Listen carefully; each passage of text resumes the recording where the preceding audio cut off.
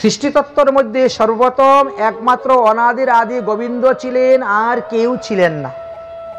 ভগবান শ্রীকৃষ্ণের যখন ইচ্ছা হলো আমি এক হইতে বহু হইব, আর তখন তিনি কি করলেন, তখন তিনি এক অংশ হইতে বহু অংশ হইবেন। কিন্তু কোনো কিছু সৃষ্টি করতে গেলে তিনটা শক্তির প্রয়োজন: ইচ্ছা শক্তি, জ্ঞান শক্তি আর ক্রিয়া শক্তি। এই তিন শক্তি একত্র না হলে সৃষ্টি হয় না। ইচ্ছা শক্তি, জ্ঞান শক্তি একত্র হওয়ার পরে ক্রিয়া শক্তি রূপে উৎপন্ন হয়েছিলেন কে? শঙ্কর্ষণ বিষ্ণু। এই শঙ্কর্ষণ বিষ্ণুই হলেন শেষ নাগ। তিনিই লক্ষণ, তিনিই বলরাম, তিনিই নিত্যানন্দ রূপে আসছেন যুগে যুগে। এবার শঙ্কর্ষণ বিষ্ণু হলেন ক্রিয়া। তিনি বলছেন প্রভু আমি আপনার সেবা করব, আমি অন্য কোনো কাজ করতে পারবো না। তাহলে কি করা যায়? আমি যে এক বহু রূপ ধারণ করব, বিশ্ব সংসার সৃষ্টি করব, উৎপত্তি করব। তখন কি হয়েছে? তখন কারুণ্যশায়ী বিষ্ণু সৃষ্টি করলেন। কারুণ্যশায়ী বিষ্ণু সৃষ্টি করলেন। এদিকে বিরজা নদীর ওই পারে মায়াদেবীকে সৃষ্টি করলেন। বিরজা মায়া নদীকে দর্শন করে তিনি কারুণ্যনব জলে পড়লেন, রেতস্খলিত হলো, তার থেকে ব্রহ্মাণ্ড সৃষ্টি হলো। সেই ব্রহ্মাণ্ডের মধ্যে প্রবেশ করার জন্য গর্ভশায়িক বিষ্ণু সৃষ্টি হলেন। আর গর্ভশায়িক বিষ্ণু ঘাম হইতে অর্ধ ব্রহ্মাণ্ড জলে পরিপূর্ণ হলো। এইভাবে এক কৃষ্ণ হইতে চার বিষ্ণু, কারুণ্যশায়ী বিষ্ণু, গর্ভশায়ী বিষ্ণু, ক্ষীরোৎসায়ী বিষ্ণু, শেষশায়ী বিষ্ণু হয়ে গেলেন। সেই গর্ভশায়ী বিষ্ণুর নাভি হইতে পদ্মফুল প্রকাশ হলো। সেই পদ্মফুলের মধ্যে ব্রহ্মা সৃষ্টি হলেন। ব্রহ্মা তপস্যা করলেন, তপস্যা করে ভগবান পাদপদ্ম লাভ করলেন। ভগবান তখন বললেন যাও, আমি তোমাকে আশীর্বাদ দিচ্ছি, তোমার ভিতরে শক্তি প্রকাশ করছি, তুমি যা চিন্তন করবে তাই সৃষ্টি হবে। তাই সৃষ্টিকর্তা ব্রহ্মা হয়ে গেলেন, শক্তি পেয়ে গেলেন, এবং ব্রহ্মা সৃষ্টিকার্য আরম্ভ হলেন। আমাদের সৃষ্টিকার্য সব একসঙ্গে হয় নাই, এগুলা ধাপে ধাপে ধাপে ধাপে ক্রম অনুসারে হয়েছে। শুধু যে ব্রহ্মা সৃষ্টি করছেন এমন নয়, অনেক আছে মুনি ঋষিগণ সৃষ্টি করেছেন। অনেক কিছু মুনি ঋষিগণও তপস্যার দ্বারা, সাধন ভজনের দ্বারা সৃষ্টি করেছেন। ব্রহ্মাও সৃষ্টি করেছেন। ব্রহ্ম প্রজাপতি হওয়ার পরে মরীচি প্রজাপতি হয়েছেন, দক্ষ প্রজাপতি হয়েছেন, বিভিন্ন সময় বিভিন্ন জন প্রজাপতি হয়েছেন। বিভিন্নভাবে সৃষ্টি করতে করতে এই পর্যায়ে এসে পৌঁছেছে আমরা যাহা দেখতে পাচ্ছি। তাই সৃষ্টিকর্তা রূপে অনেকের নামই পাওয়া যায়, কারণ এক একটা ব্রহ্মাণ্ডে তো এক একজন ব্রহ্মা। অনন্ত কোটি ব্রহ্মাণ্ড আছে, অনন্ত কোটি ব্রহ্মা আছেন, অনন্ত কোটি মহাদেব আছেন, অনন্ত কোটি বিষ্ণু আছেন, অনন্ত কোটি দেবদেবীগণ আছেন, সমস্ত অবস্থান করতেছেন। তাহলে যে ভগবান এত সুন্দর বিশ্ব রচনা করেছেন, যে ভগবানের মূর্তি এত সুন্দর, যে ভগবানের চিত্রপট এত সুন্দর, তাহলে সেই ভগবান না জানি কত সুন্দর। এটাই তো শাস্ত্রে বর্ণন করেছেন। আসুন আমরা সেই ভগবানের গুণগান করব। नाम तुम्हारी तारनहारा, बाजे कोटा। नाम तुम्हारी तारनहारा, कभी तेरा दर्शन होगा। नाम तुम्हारी तारनहारा, कभी तेरा दर्शन होगा। तेरी प्रतिमा इतनी सुंदर, तू कितना सुंदर होगा, तू कितना सुंदर होगा। नाम तुम्हारी तारनहारा, कभी तेरा दर्शन होगा। नाम तुम्हारी तारनहारा, कभी तेरा दर्शन होगा। तेरी प्रतिमा इतनी सुंदर, तू कितना सुंदर होगा, तू कितना सुंदर होगा, तू कितना सुंदर होगा, तू कितना सुंदर होगा। सुर नर मुनि गण जिन चरणन में निश दिन ध्यान लगाती है, जो भी तेरी घर पे आवे चरण में शीश झुकाती है, चरण में शीश झुकाती है।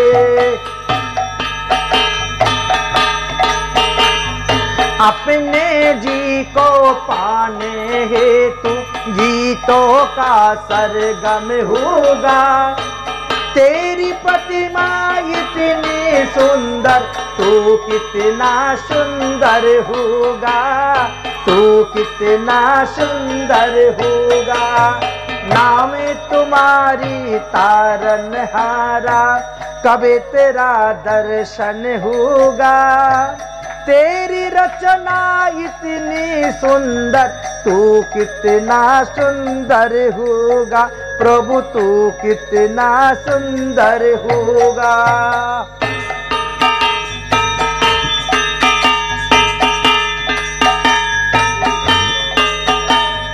दीन दयाल दया की सागर, जग में नाम तुम्हारा है। दीन दयाल दया की सागर, जग में नाम तुम्हारा है। तुम बिने मेरी बाल कृष्ण यहाँ कोई नहीं हमारा है, कोई नहीं हमारा है।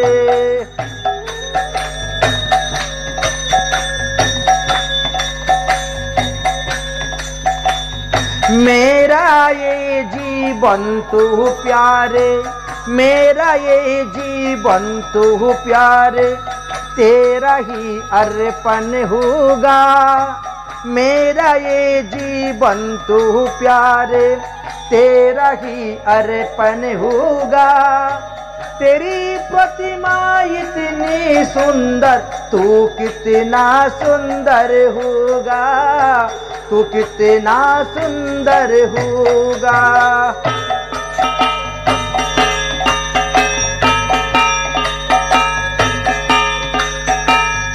दिन दुखिया को इस दुनिया में कोई नहीं सहारा है। झूठी दुनिया है मेरी प्रीतम, तू ही एक हमारा है, तू ही एक हमारा है। दिन दुखिया को इस दुनिया में कोई नहीं सहारा है। झूठी दुनिया है मेरी प्रीतम, तू ही एक हमारा है, तू ही एक हमारा है। कृष्ण प्रेम कर करना है तू, कृष्ण प्रेम कर करना है तू, कथा श्रवण करना होगा। तेरी प्रतिमा इतनी सुंदर, तू कितना सुंदर होगा, तू कितना सुंदर होगा। नाम तुम्हारी तारनहारा, कब तेरा दर्शन होगा। तेरी प्रतिमा इतनी सुंदर, तू कितना सुंदर होगा, प्रभु तू कितना सुंदर होगा, प्रभु तू कितना सुंदर होगा। बोलो कृष्णचंद्र भगवान की। भगवान श्रीकृष्णेर कृपाते ब्रह्मा प्रजापति हलेन, सृष्टिकर्ता हलेन, सृष्टिकार्य आरम्भ करलेन। प्रथमे तिनार मन हईते उत्पन्न करलेन सनत सनातन सन्नंद सन्नत कुमार। तादेरके विवाह करार कथा जखन आदेश करलेन, तारा बोलছেন क्षमा করুন, আমরা হরিভজন করব, আমরা বিবাহ করব না। ভূজগল কম্পিত হলো, তার থেকে এক শিশু জন্ম হলো, নাম রাখলেন তার রুদ্র। তাকে বললেন যাও তুমি বিবাহ করো, আমি তোমাকে 11 জন রুদ্রাণী দিব। 11 জন রুদ্রাণী নিয়ে রুদ্র একাদশ ভাগে বিভক্ত হয়ে সৃষ্টিকার্য আরম্ভ করলেন, কিন্তু এতেও সৃষ্টিকার্য ভালো হলো না। ব্রহ্মা তখন 10 প্রকার সৃষ্টিকার্য করলেন, তার মধ্যে 9 নম্বরে গিয়ে তিনি মনুষ্য জাতিকে সৃষ্টি করেছিলেন। জানা যায় যে সেই সময়ে তিনি যখন দেখলেন যে সৃষ্টিকার্য বৃদ্ধি হচ্ছে না, তখন তিনি নিজের শরীরকে 2 ভাগে বিভক্ত করে দিয়েছিলেন। তিনার ডাইন অংশ থেকে স্বয়ংভুব মনু এবং বাম অংশ হইতে শতরূপা উৎপত্তি হয়েছিলেন। জানা যায় যে ব্রহ্মার কুরদেশ হইতে নারদের জন্ম হয়েছিল, ব্রহ্মার অঙ্গুষ্ঠ হইতে দক্ষের জন্ম হয়েছে, ব্রহ্মার প্রাণ হইতে বৈশিষ্ট্য জন্মগ্রহণ করেছিলেন, ব্রহ্মার ত্বক হইতে বিগুরিষি জন্মগ্রহণ করেছিলেন, ব্রহ্মার হস্ত হইতে ক্রুতমুনি জন্মগ্রহণ করেছেন, ব্রহ্মার নাভি হইতে পুলস্ত ঋষি জন্মগ্রহণ, ব্রহ্মার কর্ণ হইতে পুলহ মুনি জন্মগ্রহণ, ব্রহ্মার মুখ হইতে অঙ্গিরা, ব্রহ্মার চক্ষু হইতে অত্রিমুনি এবং মরিচি উৎপন্ন হয়েছিলেন ব্রহ্মার মন হইতে। ব্রহ্মার দক্ষিণ স্তন হইতে উৎপন্ন হয়েছিলেন ধর্ম এবং তার স্ত্রী মূর্তি নারায়ণী অবতীর্ণ হয়েছিলেন। ব্রহ্মার পৃষ্ঠদেশ থেকে উৎপন্ন হয়েছিলেন অধর্ম। এইভাবে একের পর এক সৃষ্টিকার্য করা সত্ত্বেও ব্রহ্মার সৃষ্টিকার্য বৃদ্ধি হচ্ছে না। কোনো এক সময় ব্রহ্মার এক কন্যা উৎপন্ন হয়েছিল, যার নাম তিনি সরস্বতী রেখেছিলেন এবং সেই কন্যার দ্বারাও তিনি মোহিত হয়েছিলেন এবং তিনি অপমানিত হয়েছিলেন। তখন সেই কলমশিত ভাবকে যখন ত্যাগ করেছিলেন, তার থেকে কুয়াশার উৎপত্তি হয়েছিল ইত্যাদি কথা জানা যায়। এইভাবে সৃষ্টিকার্য বৃদ্ধি হচ্ছে না। অবশেষে ব্রহ্মার মুখ চতুর্মুখ, এক মুখ থেকে চতুর্মুখ হয়েছিল। ব্রহ্মার পূর্ব মুখ হইতে আয়ুর্বেদ চিকিৎসা, ব্রহ্মার দক্ষিণ মুখ হইতে ধনুর্বেদ, ব্রহ্মার পশ্চিম মুখ হইতে গন্ধর্ববেদ এবং ব্রহ্মার উরু হইতে স্থাপিত্যবেদ অর্থাৎ শিল্পকলা আদি সৃষ্টি হয়েছিল। এইভাবে সৃষ্টিকার্য বৃদ্ধি যখন হতে পারছে না, তখন তিনি চিন্তা করলেন আমি কি করব। নিজের দেহকে দুই ভাগে বিভক্ত করলেন। স্বয়ংভুব মনু এবং শতরূপা অবতীর্ণ হলেন। স্বয়ংভুব মনু শতরূপাকে বললেন, তোমরা দুইজন বিবাহ করো এবং আমার আদেশে তোমরা সৃষ্টিকার্য আরম্ভ করো। তারা বললেন যে বাবা, আপনি যাহা সৃষ্টি করেছেন তাহা স্থূল দেহ এবং সূক্ষ্ম দেহ উভয় দেহে তারা বসবাস করতেছে, কিন্তু আমরা যাকে সৃষ্টি করব তাকে ধারণ করার জন্য একটা ধরণী চাই, ধরিত্রী চাই, ধরা চাই। কিন্তু সে পাবো কোথায়? সে তো রসাতলে। পৃথিবী যখন জলমগ্ন হয়েছিল তখন তো রসাতলে ছিল, তাহলে তাকে রসাতল থেকে কে উদ্ধার করবে? এই ধরণীকে কে রসাতল থেকে নিয়ে আসবে? এক বিরাট চিন্তা মাথার মধ্যে ঢুকে গেল। ব্রহ্মা যখন চিন্তা করতেছেন পুত্রদেরকে নিয়ে, একথা তো সত্যি, সমস্ত মুনি ঋষি পুত্রদেরকে নিয়ে চিন্তা করতেছেন যে রসাতল থেকে, এই জলমগ্ন থেকে ধরিণীকে কে নিয়ে আসবেন। আর তখনই ব্রহ্মার নাসিকা হইতে অঙ্গুষ্ঠ পরিমাণে এক নীল বরাহ অবতীর্ণ হলেন। বড় বরাহ ভগবান কি। ব্রহ্মা দেখলেন এক নীল বরাহ অবতীর্ণ হয়ে তিনি এক লাফে জলের মধ্যে ধারণ করলেন। দেখতে দেখতে বিরাট প্রকাণ্ড শরীর ধারণ করেছেন। বিশাল বরাহ মূর্তি দেখে ব্রহ্মা তিনার মরীচি আদি পুত্রগণকে বলছেন, দেখো দেখো পুত্রগণ, ভগবান আমাদেরকে সহায়তা করার জন্য, এই ধরণীকে রসাতলের থেকে তুলে আনার জন্য তিনি এখন বরাহ রূপ ধারণ করেছেন। সেই বরাহ আকাশ মার্গে ঘুরতে ঘুরতে ব্রহ্মার চক্ষুর সম্মুখে এসে বিশাল শরীর ধারণ করেছেন। বিরাট প্রকাণ্ড হস্তি থেকে আরো বড় শরীর ধারণ করেছেন। আর এক লাফে তিনি পড়েছেন সেই সমুদ্রের জলে। আর তিনি রওনা হচ্ছেন রসাতলে গিয়ে পৃথিবীকে নিয়ে আসবেন। সুখদেব গোস্বামী পাদ বলছেন, হে মহারাজ পরীক্ষিত, আমাদের পৃথিবীটা যেভাবে আছে না, ওই রকম আরো অনেক অনেক ব্রহ্মাণ্ড আছে। সেই সমস্ত ব্রহ্মাণ্ডের মধ্যে শুনো, একটি ঘটনা হয়েছিল। কৌশিক নামে এক ঋষি ছিলেন। তিনার 17 জন পত্নী ছিল। তার মধ্যে এক পত্নীর নাম ছিল দিতি, যার থেকে দৈত্যগণের জন্ম হয়েছিল। সেই দৈত্যগণের মধ্যে 2 ছেলে ছিল বড় ভয়ঙ্কর, হিরণ্যকশিপু আর হিরণ্যকাক্ষ। এই 2 দৈত্য তারা যুদ্ধ করার জন্য ঘুরে বেড়াচ্ছে। তাদের সমযোদ্ধা পাচ্ছে না বলে তারা রওনা হয়েছে যুদ্ধ করার জন্য জলের অধিষ্ঠাত্রী দেবতা বরুণ দেবের কাছে। বরুণ দেবকে গিয়ে বলছে, যুদ্ধং দেহি। বরুণ দেব বলেছেন, আমি তো বৃদ্ধ হয়ে গেছি বাবা, এখন তো আমি যুদ্ধ করি না, তবে আমি যুদ্ধ করাতে পারি। বলে কার সঙ্গে? বলে যাও বৈকুণ্ঠে ভগবান বিষ্ণুর সঙ্গে যুদ্ধ করো, যুদ্ধের স্বাদ মিটে যাবে। এইবার এই হিরণ্যকশিপু হিরণ্যকাক্ষ রওনা হয়েছেন বৈকুণ্ঠে। সেখানে গিয়ে দেখেন নারায়ণ নেই। খুঁজাখুঁজি করে নারায়ণ পাচ্ছেন না। বাইরে বেরিয়ে আসতে নারদকে পেয়েছেন, ধরেছেন, এই নারদ বল তোর ভগবান কোথায় গিয়েছে? বলে কেন? বলে তার সঙ্গে যুদ্ধ করতে এসেছি।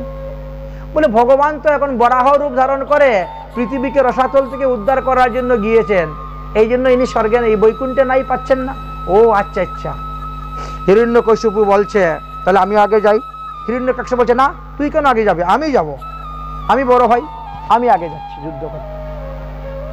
আমি যুদ্ধ করে বিষ্ণুকে বধ করে এই পৃথিবী দেবীকে আমাদের কাজ সেবার জন্য রাখবো, রসাতল থেকে আনতে দিব না। এই জন্য সে গদা দিয়ে এমন জুড়ে আঘাত করলো, সমুদ্রের জল দুই দিকে ভাগ হয়ে গেল, সোজা চলছে নিচের দিকে। ভগবান বিষ্ণু তো গিয়েছেন পৃথিবী দেবীকে রসাতল থেকে আনার জন্য, কিন্তু পৃথিবী দেবী তখন ঋতুবতী ছিলেন। খবরদার আমাকে ছুঁয়ো না, আমি এখন ঋতুবতী। তাহলে কি করা যায়? 3 দিন পরে আমাকে নিয়ে যেও, 3 দিন তুমি এখন আমার এখানে অবস্থান করো। আচ্ছা, ভগবান বিষ্ণু 3 দিন অবস্থান করলেন, পরে বললেন তাহলে চলো এখন। বলে হ্যাঁ, তুমি গিয়ে পৃথিবী জলের উপরে আমাকে রেখে তুমি চলে যাবে, আর দুনিয়ার লোক সব আমার উপরে অত্যাচার করবে, আমার পরে দেখবে কে, আমাকে রক্ষা করবে কে, আমাকে উদ্ধার করবে কে? আমি যাব না। যদি তুমি আমাকে বিয়ে করে নিয়ে যাও তাহলে তোমার সঙ্গে যাব। ভগবান তাতেও রাজি, যে ঠিক আছে তাহলে বসো, তোমাকে বিয়েই করছি। এই জন্য ভগবান বিষ্ণু পৃথিবী দেবীকে বিবাহ করলেন। আমরা ঘুমের থেকে উঠে পৃথিবীকে প্রণাম করার সময় মন্ত্র বলি না, সমুদ্র মেকলে দেবী পর্বত স্তন মণ্ডলে বিষ্ণু পত্নী নমস্তব্যম ক্ষমস্বামী পদস্পর্শ বলি না? এই দেখেন বিষ্ণু পত্নী। এখন বললেন যে বিয়ে তো হয়ে গেল, এবার চলো। বলে না, তুমি আমাকে একটা পুত্র সন্তান দান করে যাও, তাহলে আমি তোমার সঙ্গে যাব। ঠিক আছে। ভগবানের ঔরসে পৃথিবী দেবী গর্ভবতী হলেন। দেবী আর বিলম্ব করা যাবে না, এবার তুমি চলো আমার সঙ্গে। ভগবান বরাহ রূপ ধারণ করলেন, দন্তাগরে পৃথিবীকে নিয়ে রওনা হয়েছে। আর এদিকে আসতেছেন হিরণ্যাক্ষ যুদ্ধ করার জন্য। এসে দেখেন ভগবান শূকর রূপ ধারণ করা, গালি দিচ্ছে, এই বন্য শূকর, তুমি কোথার থেকে এসে আমাদের এই ধরিত্রীকে চুরি করে নিয়ে চলে যাচ্ছ? এই ধরিত্রী তো আমাদের সেবার জন্য ব্রহ্মা দান করেছেন, সৃষ্টিকর্তা ব্রহ্মা, তুমি কোথায় নিয়ে চলে যাচ্ছ? আমাদের জিনিস আমাদেরকে না বলে নিয়ে যাবে, চুর কোথাকার। শুরু হয়ে গেছে গালিগালাজ। ভগবান কিছু বলছেন না, ভগবানকে চুর বলে গালি দিচ্ছে, যা খুশি তাই বলবে, ভগবান তো কোনো কথাই বলছেন না। এখন যোদ্ধা যারা, তাদের একটা নিয়ম আছে, প্রথমে গালিগালাজ করতে করতে তাকে গরম করবে, তারপরে হাতাহাতি, তারপরে কিলাকলি, তারপরে মারামারি শুরু হবে। এমনি তো কেউ কাউকে অস্ত্রোপচার করতে পারে না। যারা প্রকৃত বীর তারা কাপুরুষের মতো পিছন দিক থেকে মারে না, তো তারা বীর পুরুষের মতো যুদ্ধ করে। ভগবানকে গালি দিচ্ছে, আর পৃথিবী ভয়ে ভয়ে কাঁপছেন। ওরে বাবার, এই এত বড় অসুর, এত বড় হাত পা, এত বড় অঙ্গ প্রত্যঙ্গ থেকে কাঁপতে শুরু করছে, ভয় পাচ্ছেন, থরথর করে কাঁপছেন। পৃথিবী দেবীকে ভগবান নিয়ে আসলেন, এনে পায়ের খুরের দ্বারা জলকে স্তম্ভন করে রেখে দিলেন এর উপরে, রেখে বলছেন এইবার আসো, তুমি আমাকে এতক্ষণ ধরে গালি দিচ্ছ, এবার তার স্বাদ মেটাচ্ছি। ব্রহ্মা দেখতেছেন ভগবান পৃথিবী দেবীকে দন্তে করে নিয়ে আসছেন। বসতি দর্শন শিকরে ধরণী তব লগে না, শাসিনে কলঙ্ক কলিবরণী মগে না, কেশব ধৃত শকুর রূপ জয় জগদীশ হরে বলে স্তুতি করতেছেন। তাহলে ভগবান যখন আবির্ভাব হয়েছিলেন তখন কি ছিল? নীল বরাহ অবতার। আর এখন আমাদের কি চলছে? শ্বেত বরাহ কল্প। আর তার আগে কি ছিল? পদ্মকল্প। তার আগে কি ছিল? ব্রহ্মকল্প। কল্প যে কতটা গিয়েছে, আর কোন কল্পের কোন মন্বন্তরে যে কোন যুগে কোন অবতার হয়েছেন, সেগুলা তো বলা বাহুল্য। যাই হোক, এইভাবে শুরু হলো যুদ্ধ। যুদ্ধ করতে করতে ভগবান এই হিরণ্যকশ্যকে বধ করলেন, করে তিনি স্বধামে চলে গেলেন। এদিকে জিজ্ঞাসা করছেন যে হিরণ্যকক্ষ আর হিরণ্যকশ্যপু তারা কে ছিলেন? বলে তারাও বৈকুণ্ঠের জয় বিজয় ছিলেন। দেখেন, সাধু গুরু বৈষ্ণবের কাছে অপরাধ হয়েছে বলে বৈকুণ্ঠ থেকে তাদের পৃথিবীতে পতন হলো। আর আমরা পৃথিবীর মানুষ, আমাদের যদি অপরাধ হয় তাহলে কোথায় পতন হবে? তল, অতল, বিতল, সুতল, রসাতল, মহাতল, তলাতল, পাতাল, কোথায় যাব? উপরে তো যাব না, গেলে তো নিচের দিকে যাব। হ্যাঁ, এই জন্য আমাদেরকে সাবধান করে দিচ্ছেন। জয় বিজয় এই জন্য এইভাবে আমাদেরকে শিক্ষা দিলেন। আমরা অতি সংক্ষেপেই আজকে আমরা বরাহ অবতার পর্যন্ত এসে উপস্থিত হয়েছি। আজকের মতন ভাগবতীয় কথা আমাদের এখানেই বিশ্রাম। শ্রীমৎ মহাপ্রভুর কৃপা হলে আগামী কল্য আমরা ভাগবত সপ্তাহ জ্ঞান যজ্ঞের দ্বিতীয় দিবসের পাঠ আলোচনা করব। আজকের মতো ভাগবত কথা এখানে বিশ্রাম। জয় জয় শ্রী রাধে শ্যাম, নিতাই গৌর হরি बोल। श्रीमद् भागवत महापुराण की भागवत सप्ताह ज्ञान यज्ञ प्रथम दिवस की जय जय श्री राधे।